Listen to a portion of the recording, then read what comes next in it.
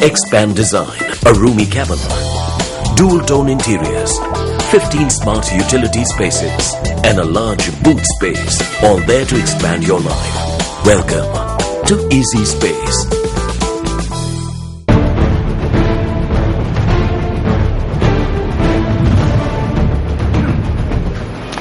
அதிக வறட்சியினால் மீன்பிடி தொழிலான தமது ஜீவனோபாயத்தை இழந்துள்ள கிளிநொச்சி கிளாலி பகுதிக்கு நியூஸ் ஃபர்ஸ்ட் குழுவினர் இன்று விஜயம் செய்தனர்.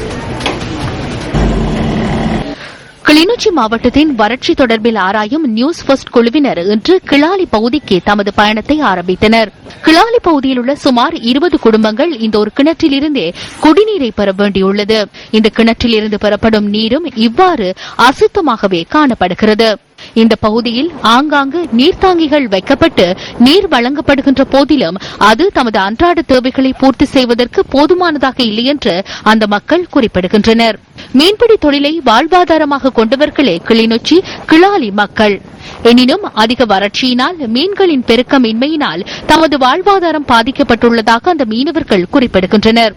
தற்போது பிடிக்கப்படுகின்ற மீன்கள் தமது உணவு தேவைக்கு மாத்திரமே போதுமானதாக உள்ளதாகவும் அந்த மீனவர்கள் குறிப்பிடுகின்றனர்.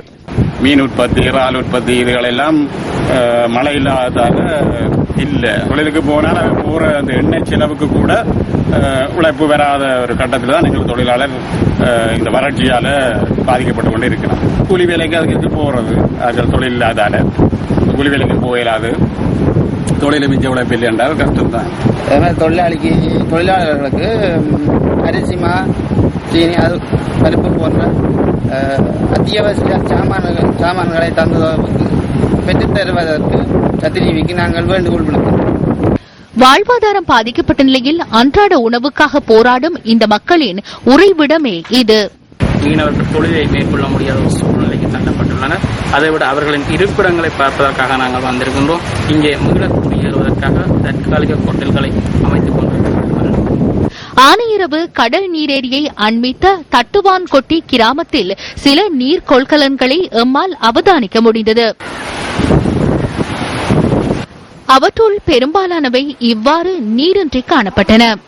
தமது அன்றாட நீர் தேவையை பூர்த்தி செய்வதற்கு இங்கு விநியோகிக்கப்படும் நீர் போதுமானதாக இல்லை என்று அந்த மக்கள் கவலையோடு தெரிவித்தனர்.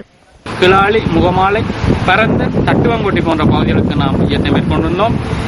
தமது தொழில்களை செய்ய முடியாத நிலைக்கு இந்த பகுதி மக்கள் ஆளாகியுள்ளனர். இந்த பகுதி மக்களுடைய வறட்சியை போக்கும் முகமாகவும் இந்த மக்களுக்கு மானியத்தை வழங்கும் முகமாகவும் சக்தி சிரச நிவாரண யாத்திரை தமது பயணத்தை நாளில் ஆரம்பித்துள்ளது. இந்த சக்தி சிரச நிவாரண யாத்திரையுடன் இலங்கை மக்கள் அனைவரையும் ஒன்றிணைந்து இந்த மக்களுக்கான மானியத்தை வழங்கி உதவுமாறு நாங்கள் கேட்டுக்கொள்கின்றோம். செய்திகளுக்காக ராசதுரை ஏரு நகர